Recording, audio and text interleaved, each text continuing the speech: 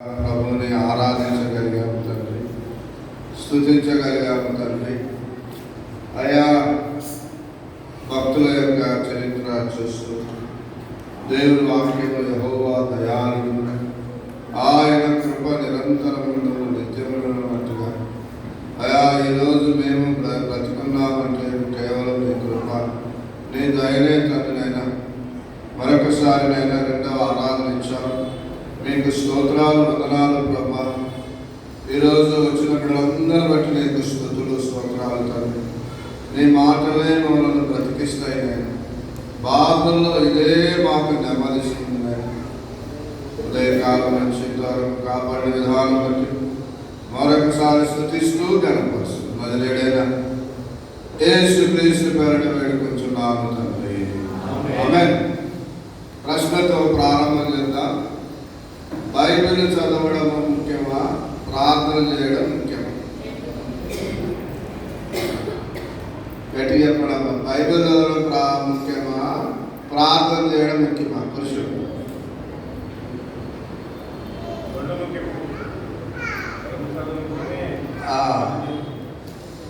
ఒక ఆయన ఇలాగ అడిగిన ఆయన చెప్పాడు. ఏమన్నాడంటే, ఊపిరి పీలుస్తాము, మరొకసారి లోపల పీలుస్తాము, బయటికి వదులుతాం, ఏది ముఖ్యమని అడిగాడు. మీరు బైబిల్ చదవడం ముఖ్యమా, ప్రార్థన చేయడం ముఖ్యమా అంటే నేను కూడా అడుగుతున్నా. ఊపిరి పీల్చుకోవడం ముఖ్యమా, ఊపిరి వదలడం ముఖ్యమా అన్నాడు. అంటే రెండు కూడా ముఖ్యమే. బైబిల్ చదవడం ముఖ్యమే, ప్రార్థన చేయడం కూడా ముఖ్యమే. బైబిల్ చదివితే ఏమొస్తుంది మనకు? ప్రార్థన చేస్తే ఏమవుతుంది? ప్రార్థన అంటే ఏంటి అసలు? మీరు ఇంతమంది ఉన్నారు, ప్రార్థన అంటే ఒక మాట చెప్పండి. దేవునితో మాట్లాడాలి. బైబిల్ చదువుట అంటే ఏంటి? దేవుడు మనతో మాట్లాడటం చాలు. దేవునితో మాట్లాడటం, దేవుడు మనతో మాట్లాడటం రెండు ముఖ్యమే. కొంతమంది ఎప్పుడు బైబిల్ చదువుతూనే ఉంటారు, దాన్ని బాగా కళ్ళు అర్థాలు పెట్టుకొని, కానీ ఏం చేయరు వాళ్ళు? ప్రార్థన చేయరు. కొంతమంది ఊరికే ప్రార్థన చేస్తూనే ఉంటారు, ఏం చదవరు? బైబిల్ చదవరు. కాబట్టి రెండు ముఖ్యమే. ఈరోజు ఆరాధన సందేశంలో ఎక్కువ దేని గురించి విన్నాను? కృప. ఈ కృప అనే మాట క్రొత్త నిబంధనలో యేసు ప్రభువారు ఎవరితో అన్నాడు? నా కృప నీకు చాలును అన్నాడు. ఎవరితో అన్నాడు? పౌలుతో అన్నాడు. ఎందుకు ఆ మాట నాకు వచ్చింది? ఆయన యేసు ప్రభువారు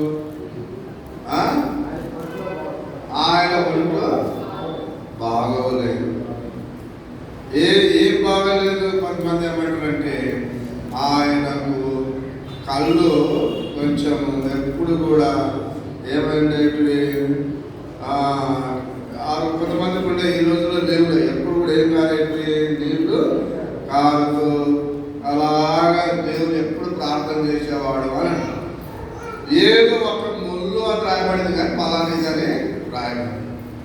ఎన్నిసార్లు ప్రార్థన చేసినా దేవుడు ఏమన్నాడు? నా కృప నీకు చాలు. భూమి మీద మనకి ఏదైనా కావాలి అంటే, నేను చెప్పే సబ్జెక్ట్ అంశం ఈరోజు ఏంటంటే శ్రమలు. ఏంటంట? శ్రమలు. శ్రమల ద్వారా ఆశీర్వాదాలు ఉన్నాయి. శ్రమల ద్వారా ఏమున్నాయి? ఆశీర్వాదం. భక్తులు హెబ్రీ గ్రంథకర్త 11వ అధ్యాయంలో ఎవరున్నారు అక్కడ? విశ్వాస వీరులు.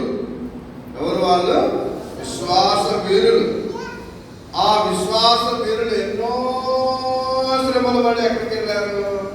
పరలోకములో అక్కడ సింహాసనాసీనులై ఉన్నారు. కాబట్టి 16వ అధ్యాయం యోహాను సువార్త 16:33 లోకములో మీకు శ్రమ కలుగును, ఆయనను ధైర్యం తెచ్చుకో. అందరూ ఆ మాట చెప్పండి. లోకంలో మీకు శ్రమ కలుగును, ఆయనను ధైర్యం తెచ్చుకోండి. మనసులో చదవండి. లోకంలో ఏ కలుగుతాయంట? మనకు శ్రమలు కలుగును. అట్లాంటి ఎవరు వచ్చేవాళ్ళు. లోకంలో మీకు ధనము కలుగును, లోకంలో మీకు డబ్బు కలుగును. శ్యామ్ కిషోర్ అయితే మీరు బంగారు వేయండి, మీకేమొస్తుంది? బంగారు ఇంకా వస్తుంది. డబ్బుల మీద డబ్బులు, బిల్డింగ్ల మీద బిల్డింగ్లు. కానీ బైబిల్ ఏం చెప్తుంది? లోకంలో మీకు ఏం కలుగుతాయి? శ్రమలు కలుగును. బైబిల్ సిద్ధాంతం అది. శ్రమలు కలుగును, ఆయనను ధైర్యం తెచ్చుకునడం. మరి శ్రమల ద్వారా ఏమి కలుగుతుందో ఒకసారి చూద్దాం. నిర్గమకాండం 1వ అధ్యాయం ఒకసారి. శ్రమలు తెచ్చే సిరులు లేక ఆశీర్వాదాలు. శ్రమల ద్వారా 1వ అధ్యాయం 12వ వచనంలో, నిర్గమకాండం 1వ అధ్యాయం 12వ వచనం. ఆయనను ఐగుప్తీయులు వారిని శ్రమ పెట్టిన కొలది వారు విస్తరించి ప్రబలిరి కనుక వారు ఇశ్రాయేలీయుల ఎడల అసహ్యపడిరి. బైబిల్ ఏం చెప్తుందంటే, ఇశ్రాయేలీయులు శ్రమ పడిన కొలది ఇంకా ఏమైనారంట? అభివృద్ధి. శ్రమల ద్వారా అభివృద్ధి. మొదటి మాట గుర్తుపెట్టుకోవాలి. క్రీస్తు శకము 54 నుండి 68 వరకు రోమా ప్రభుత్వం ఉండేదండి. ఈ రోమా ప్రభుత్వాన్ని ఎవరేదారు? నీరో చక్రవర్తి. ఆ నీరో చక్రవర్తి ఎవరైనా క్రైస్తవులు అన్నారు అని తెలిస్తే వాళ్ళని చాలా హింసించారండి. ఎలా అంటే, జంతువుల చర్మం తీసుకొచ్చి మనుషుల మీద బాగా చుట్టి దాని మీద పెట్రోల్ గ్యాస్ పోసి అంటించి రాత్రి వేళ బాగా ఏం చేసేవాడు? ఎంజాయ్ చేసేవాడు. వాళ్ళంతా ఎవరు? క్రైస్తవులు, ఆత్మలు లేక దాని మీద అంతగా భయంకరంగా ఎద్దుల కొమ్ములతో పొడిపించడం, మరి సింహాలకు బలిగా వేయడము నీరో చక్రవర్తి చేశాడట. ఒక సామెత ఉంది. ఏమని సామెత? వాళ్ళు అలాగా హింస పొందుతూ ఏడుస్తూ బాధపడుతూ ఉంటే నీరో చక్రవర్తి ఏం వాయించేవాడంట? పిడేలు వాయించే. పిడేలు అంటే వీణ లేక గిటార్, ఏదో వాయించుకుంటూ హ్యాపీగా ఉండేవాడంట.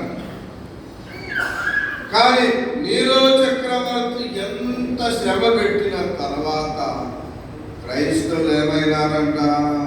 చాలా విస్తరించారంట. ఎన్ని శ్రమలు పెడితే అలాగా ఐగుప్తీయులు ఇశ్రాయేలీయులను శ్రమ పెట్టిన దిన కొలది దేవుడు వారిని ఏం చేసినాడు? అభివృద్ధి. 9వ వచనం ఒకసారి. 1వ అధ్యాయం 9వ వచనం. అతడు తన జనులతో ఇట్లనెను, ఇదిగో ఇశ్రాయేలు సంతతి అయిన ఈ జనము మనకంటే విస్తారముగాను అత్యధికముగా ప్రబలి. శ్రమల ద్వారా అభివృద్ధి. శ్రమల ద్వారా ఏముంది? చెప్పండి గట్టిగా. దేవుడు అబ్రహాముతో చెప్పాడు, ఇస్సాకుతో చెప్పాడు, యాకోబుతో వాగ్దానం చేశాడు. మీ సంతానము ఆకాశం వైపు చూడు. ఏమున్నాయి అక్కడ? నక్షత్రాలు ఉన్నాయి. మీ సంతానం అలా ఆకాశించబడుతుంది. భూమి చూడు, ఇసుక లేని వాళ్ళంతగా మీ యొక్క సంతానము అభివృద్ధి పొందుతాయి. 17వ అధ్యాయం ఒకసారి. ఆదికాండం 17వ అధ్యాయము 26 వచనం చదవండి. లేక 17 2వ వచనం. 17వ అధ్యాయం 2వ వచనం. నా నిబంధన వాగ్దానం నియమించి ఉన్నారు. నిన్ను అధికముగా ఏం చేస్తాను? అభివృద్ధి పొందిస్తాను. 6వ వచనం, నీ యొక్క సంతానాన్ని ఏం చేస్తాను?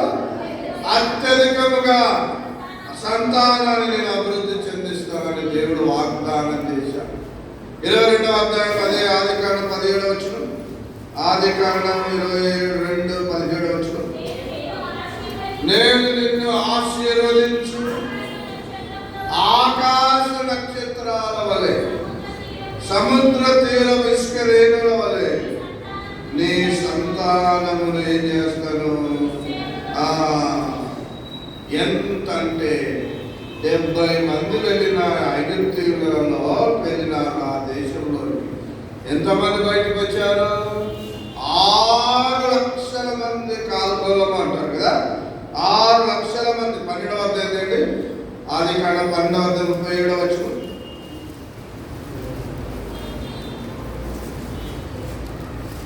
నిర్గమకాండం 12:37.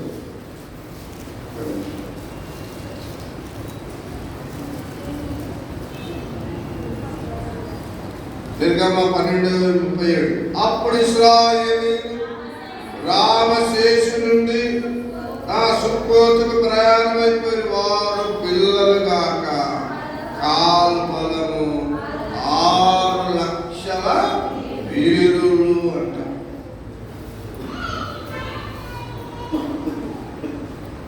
కాబట్టి దేవుడు అంతగా ఎంత శ్రమ పెడితే దేవుడు అంతగా వారిని ఏం చేశాడు? అభివృద్ధి. శ్రమల ద్వారా ఏం జరుగుతుంది మనకు? చెప్పండి, అభివృద్ధి అని చెప్పండి అందరూ. మన తెలంగాణ, ఆంధ్రప్రదేశ్లో క్రైస్తవులకు ఏం కావాలా? అభివృద్ధి పొందాలి అంటే ఏం చేస్తే బాగుంటుంది? దేవుడు చెప్పలేదు. ఇప్పుడు మనకు అర్థమైపోయింది. మనం అభివృద్ధి పొందాలా తెలంగాణ, ఆంధ్రలో అంటే ఏం కావాలి మనకు? శ్రమలు రావాలా, కష్టాలు రావాలా, ఇరుకులు వచ్చేసినాయి. ఆల్రెడీ మీకు తెలుసులేదు. ప్రతి ఆదివారం ఏదో చర్చలో దెబ్బలు పడుతూనే ఉన్నారు. ఈరోజు కూడా కొట్టారు, ఈరోజు కూడా హింసిస్తున్నారు. ఇక్కడే తెలంగాణ, ఆంధ్రలో. ఎవరు ఆయన పేరు? ఆంధ్రప్రదేశ్లో స్పీకర్ రఘురామ కృష్ణరాజు అన్ని చర్చలు కూల్చేసేయడం. ఏ చర్చి పర్మిషన్ లేదా ఆ చర్చిని తీసేసేయడం. కానీ ఒకటి గుర్తుపెట్టుకోవాలా, శ్రమల ద్వారా మనకి ఏముంది? అభివృద్ధి. 2వ మాట, యోగ గ్రంథం 2 శ్రమలు తెచ్చే ఆశీర్వాదాలు. యోగ గ్రంథం చివరి అధ్యాయం 15 వచనం ఒకసారి చూద్దాం. యోగ గ్రంథం చివరి అధ్యాయము 15వ వచనం. అమ్మా, ఆ దేశమందంతటను యోబు కుమార్తెలంతా సౌందర్యవంతులు. ఆ దేశంలో ఎక్కడ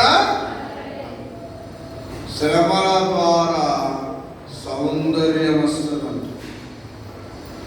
ఇదేదో బ్యూటీ కిడ్స్ లేక వీళ్ళని ఏదో ఏమంటారని సౌందర్యవంతుల యొక్క జాబితాని చెప్పట్ల. ఇది దేవుని ఎంపిక. ఏం చెప్తాడు పరిశుద్ధాత్మ దేవుడు?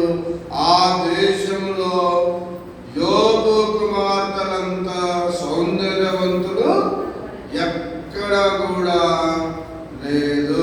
ఒకవేళ ఎక్కడ పెట్టినా ఏం పెట్టినా యోబు కుమార్తెలే పెంచినారంట. అది దేవుని ఉచితమైన కృప.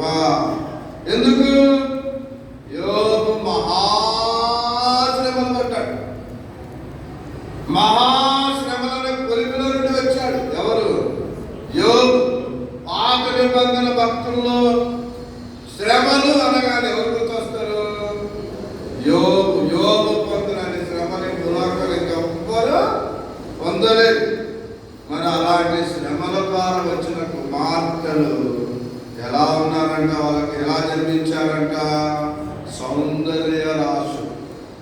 యోబు పొందిన శ్రమలే దీనికి కారణం. మరి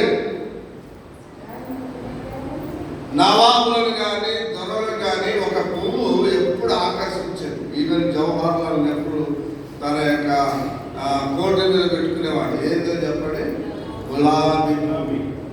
గులాబీ పువ్వుకు ఎలా వస్తుంది? గులాబీ పుష్పము ముళ్ళలో నుండే వస్తుంది.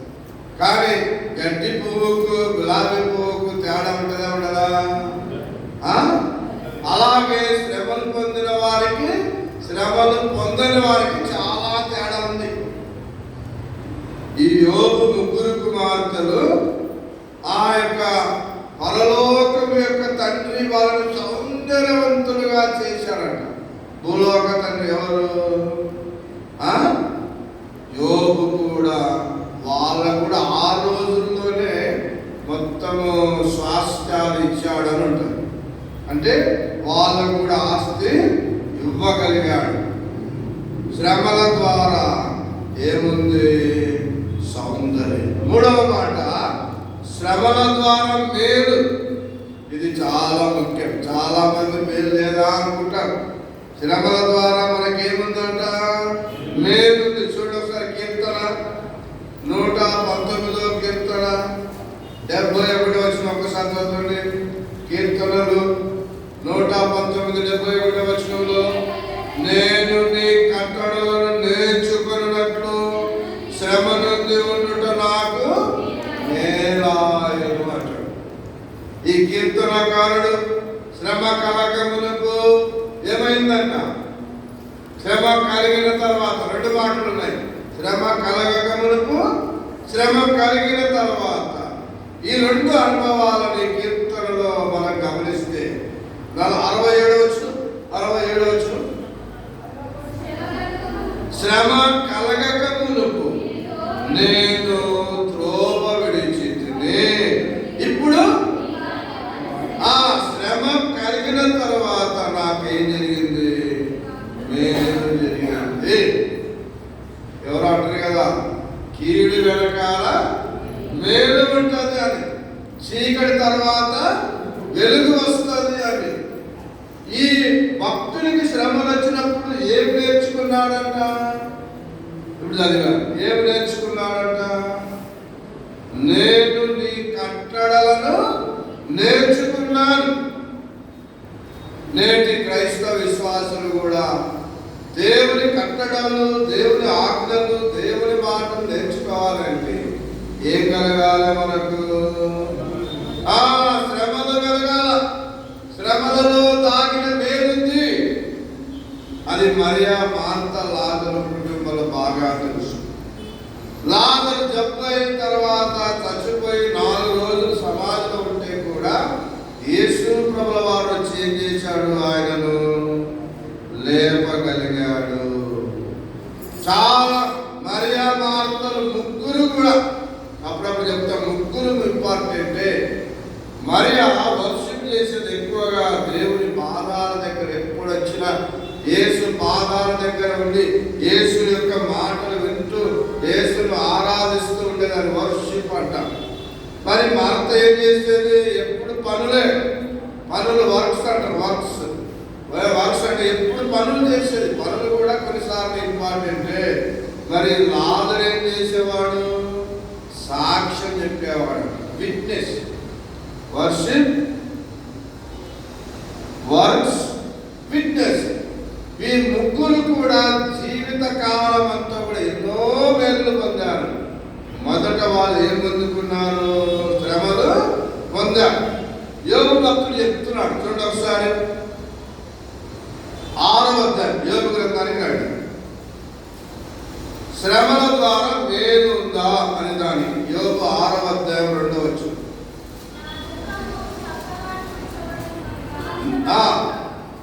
మన శ్రమలను, దుఃఖాన్ని దేవుడు తూచిస్తాడట. తూచిస్తాడు. నీకు ఎన్ని శ్రమలు కావాలో నీకు అన్ని శ్రమలను ఆయన ఏం చేస్తాడు? తూచి ఇస్తాడు అనేది ఒక సత్యం. తర్వాత 7వ అధ్యాయం 51వ వచనం చదువు. యోబు గ్రంథం 7వ అధ్యాయం అట్లా 90 5వ యోబు 7:5. నా దేహము పురుగులతోను మంటి పిల్లలతోను నా చర్మము చూచి మరలా పగులుచున్నది. 11వ నా మంచము నాకు ఆదరణించును, నా పరుపు నా బాధకు ఉపశాంతి ఇచ్చును అని నేను అనుకునగా. దేవుడు 94వ కీర్తనలో ఏమనుంటుందంటే, ఎవరైతే శ్రమ పొందుతున్నాడో, ఎవరైతే ఇబ్బందులు కూడా వెళ్తున్నారో, యెహోవా చేత శిక్ష పొందినవాడు ధన్యుడు అని ఉంటుంది. 94వ కీర్తన వచనం 12. యెహోవా నీవు శిక్షించువాడు, నీవు శిక్షించేవాడు ధన్యుడు అంట. దేవుడు మనం శిక్షిస్తే మనం ఎవరమంటా? దేవుడు తన పిల్లలను ఖచ్చితంగా ఏం చేస్తాడు చెప్పండి? శిక్షిస్తాడని చెప్పండి. ఎవరిని శిక్షిస్తాడంట? దేవుడు తను ప్రేమించు వారిని గద్దించి శిక్షించునని రాయబడింది. శిక్షించడం 12 ఎబ్రీ 12:5 చక్కగా ఉంటుంది చూడండి. దేవుడు ఎందుకు మనం శిక్షిస్తాడు? ఎందుకు మన శ్రమలు పెడతాడు? ఎందుకంటే మనము ధన్యులు కావడానికి. 12:5 నా కుమారుడా, ప్రభు చేయు శిక్షను తృణీకరించవద్దు. ఆయన నిన్ను ప్రభు చేయు శిక్ష. దేవుడు కొన్నిసార్లు మనం ఏం చేస్తుంటాడు? శిక్ష చేస్తాడు. ఆ శిక్ష ప్రభు చేయు శిక్ష నువ్వు ఏం చేయొద్దు, తృణీకరించవద్దు అంటూ ఆయన నిన్ను గద్దించినప్పుడు విసుకకు. తాను ప్రేమించు వారిని శిక్షించి తాను స్వీకరించి కుమారుడు దండించును. ప్రభు చేయు శిక్షను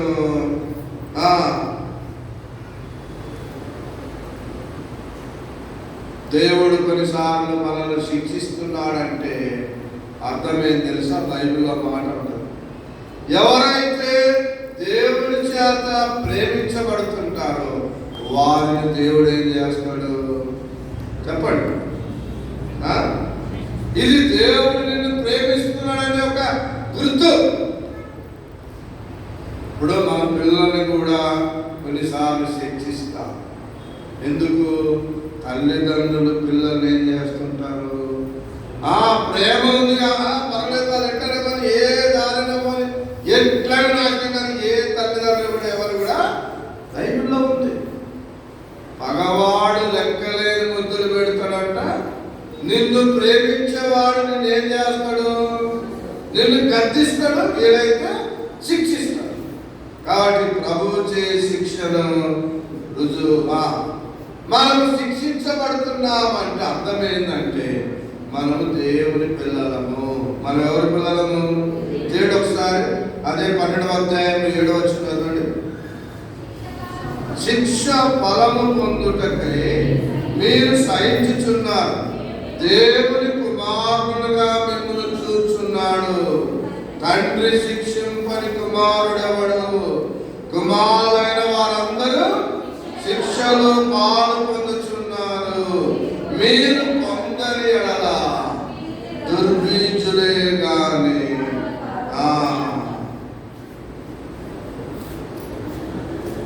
దేవుడు మనల్ని సృష్టిస్తున్నాడంటే ఆ శిక్షను మనం ఏం చేయాలా? భరించాలా. ఆ శిక్షకు దేవుని చిత్తానికి అప్పగించుకోవాలా. మనం దేవుని పిల్లలం, ఆత్మీయులమని అప్పుడే తెలుస్తుంది దేవునికి. మాకు వద్దండి శిక్ష అంటే వాళ్ళని ఏమన్నాడు ఇక్కడ? ఏమన్నాడు వాళ్ళ గురించి? మాకు శిక్ష వద్దు అనే వాళ్ళ గురించి, వాళ్ళు దుర్బీజులే గాని కుమారులు కాదు. బైబిల్లో ఆయన తండ్రి కొన్నిసార్లు గాయము రేపుతాడు, కొన్నిసార్లు గాయాలు మానుపుతాడు. ఆయన చేతులే గాయాలు రేపుతాయి, ఆయన చేతులే ఏం చేస్తాయి. కాబట్టి తండ్రి లేక తల్లి శిక్షించాలని ఎందుకు కోరుకుంటాడు? ఆ వ్యక్తి తప్పిపోతున్నప్పుడు ఏం చేస్తాడు? శిక్షిస్తాడు. సావాలని కానీ ఎవరు కొడతారా? ఈ సంపాదన వీరిని అబ్బాయిని కొడతారా? ఎవ్వరు కూడా. కాబట్టి శ్రమ ద్వారా మనకి ఏం కలుగుతుందంట? మేలే కలుగుతుంది. మనకి ఎప్పుడైనా శ్రమలు వస్తే పరీక్షించుకోవాలి. ప్రభువా ఇది నువ్వు చేస్తున్నావా, లేకపోతే ఏంటి ప్రభు? ఒకసారి 2వ దినవృత్తాంతం నేను ఒకసారి మనకి ఏదైనా ప్రతికూల పరిస్థితి వస్తే మనము దేవుని దగ్గర దేవుని వెతకాల, దేవుని అడగాల. ఏంటి ప్రభు అని పరీక్ష చేసుకోవాలి. చూడండి ఒకసారి 2వ దినవృత్తాంతం 26వ అధ్యాయం 5వ వచనం ఒకసారి.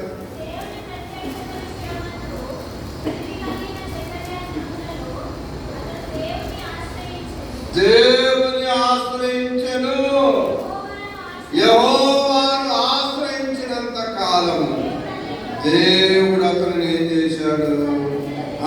ప్రతికూల పరిస్థితి అక్కడ ఉంది, కానీ అలాంటి టైంలో కూడా దేవుని ఏం చేసినాడంట? ఆశ్రయించాడు. మనం కూడా దేవుని ఆశ్రయించాలి. కీర్తన 3వ కీర్తన 4వ వచనం ఒకసారి.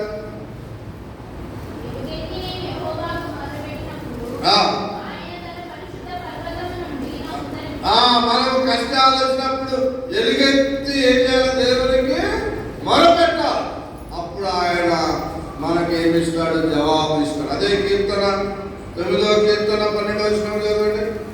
ప్రతికూల పరిస్థితుల్లో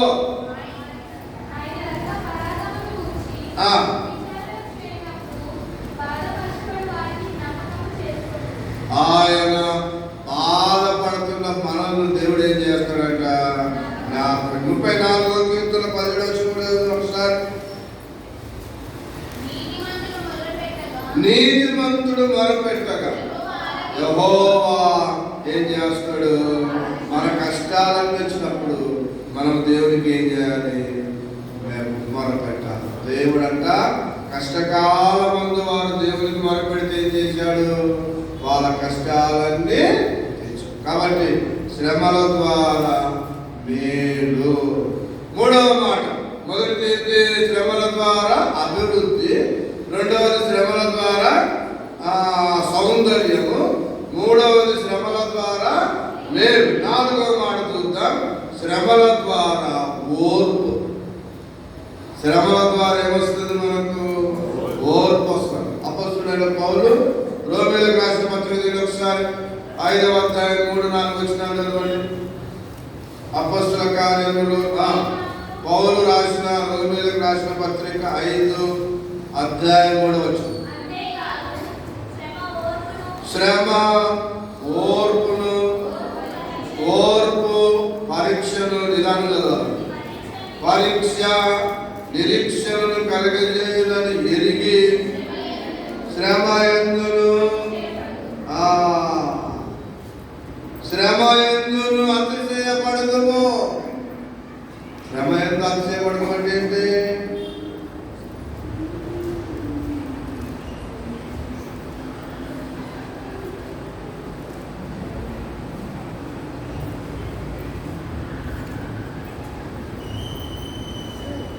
శ్రమలు అతిశయపడడం అంటే మనకి ఏ శ్రమలు వచ్చినా, ఏ బాధలు వచ్చినా, ఓ దేవా నీకెన్నో ఏం చెప్పాలా?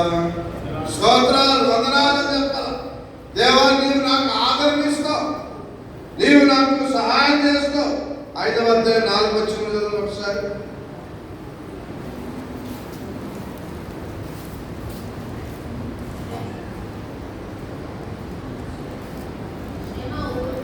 శ్రమ ఓర్పును,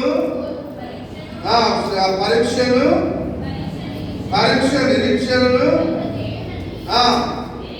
ఎరిగి శ్రమల యందును అతిశయపడుతును. అంటే పౌలు ఏం చెప్పదలుచుకున్నాడంటే మనకు కలిగిన రక్షణలో ఒక భాగం ఏంది? శ్రమలు పడడమే. శ్రమలు అనేవి మనకు నానా విధాలుగా వస్తాయంట. ఒత్తిడులు, ఆర్థిక ఇబ్బందులు, అనారోగ్య పరిస్థితులు, శారీరక అవసరాలు ఎన్నెన్నో వస్తాయండి. అవహేళన వస్తుంది, ఒంటరితనం వస్తుంది, అవమానం వస్తుంది, ఇవన్నీ ఉంటాయి. మరి ఇవన్నీ మధ్యలో ఎవరు వెతకాలి? మనము దేవుడే వెతకాలి. ఇవన్నిటి మధ్యలో దేవుడికి ఏం చేయాలా? ప్రార్థన చేస్తూ ఉండాలా. దేవుని కృప మాకు కావాలని అడగాల. పౌలు భక్తుడు ఏమడిగాడు? దేవా నువ్వు సహాయం చేయాలంటే నీ కృప నాకు కావాలి. యోహాను సువార్త ఒకసారి 14:16 చదువుకొని ముందుకెళ్దాం. యోహాను సువార్త 14:16.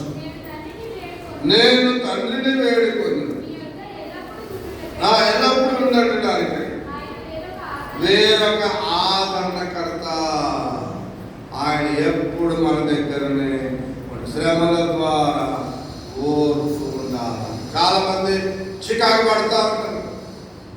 ఏమన్నంటే నాకేమొచ్చింది చెప్పడే, కుర్చీలో కొడతారు, బెత్తం కొడతారు, అట్లా చేస్తారు, ఇట్లా చేస్తారు, తోసేస్తారు. ఏం చెప్తారు లాస్ట్కు? నాకు బీపీ ఎక్కించినావే, నాకు బీపీ ఎక్కించినావు అని. అంటే ఏమంటారు? అంటే మనకి ఏం కావాలి? మరి విశ్వాసులకు ఏముండాలి చెప్పండి? ఓర్పు ఉండాలి.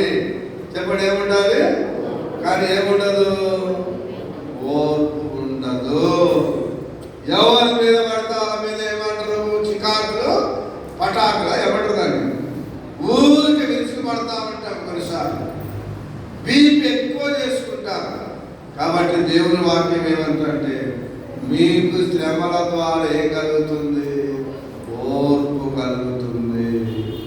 ఓర్పు కలగడానికి ఒక మాత్ర మింగాలి, టాబ్లెట్. ఏ మాత్ర? అది చెప్తున్నా కదమ్మా. ఏది అమ్మగారు ఉదయిస్తుంది? ఏం మాత్రం ఉదయిస్తుంది? ఎలా ఉంటుంది? బికాజర్ మాత్రం కాదు, అది కొంచెం అట్లా.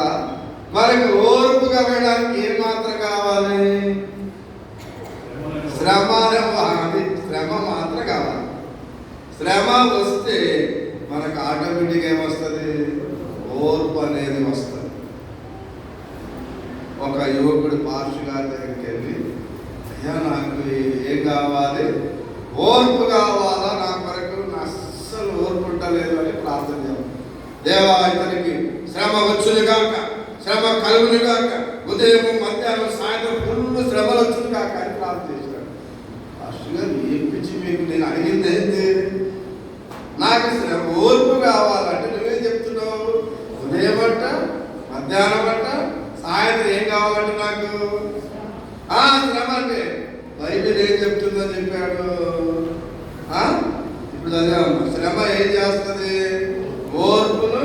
ఓర్పు పరీక్షను నిరీక్షణ కలిగి శ్రమ యందు ఎట్లా ఉండాలా?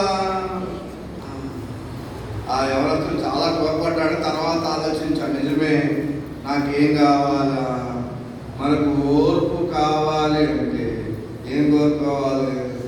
శ్రమ కలగాలి. దేవునికి మనము ప్రార్థన చేయాలి. దేవా శ్రమల ద్వారానే నాకేం కలుగుతుంది? ఓర్పు కలుగుతుంది. కాబట్టి క్రైస్తవ విశ్వాసులందరూ నేర్చుకోవాలి. శ్రమలు పొందుట నాకు మేలాయను. శ్రమల ద్వారా ఓర్పు. మొదటిది శ్రమల ద్వారా అభివృద్ధి, రెండవది శ్రమల ద్వారా సౌందర్యం, మూడవది శ్రమల ద్వారా మేలు, నాలుగవది శ్రమల ద్వారా ఓర్పు, ఐదవ మాట చూద్దాం, శ్రమల ద్వారా విజేయత. ఎబ్రీయుల రచయిత ఒకసారి 5వ అధ్యాయంలో చదువుదాం. యేసు ప్రభుని గురించి అక్కడ రాయబడి ఉంది. ఏమని రాయబడిందంటే 5వ అధ్యాయంలో ఆయన కుమారుడై ఉండి తాను పొందిన శ్రమల వలన విజేయత నేర్చుకొనేను. యేసు క్రీస్తే శ్రమల ద్వారా ఏం నేర్చుకున్నాడంట? ఏ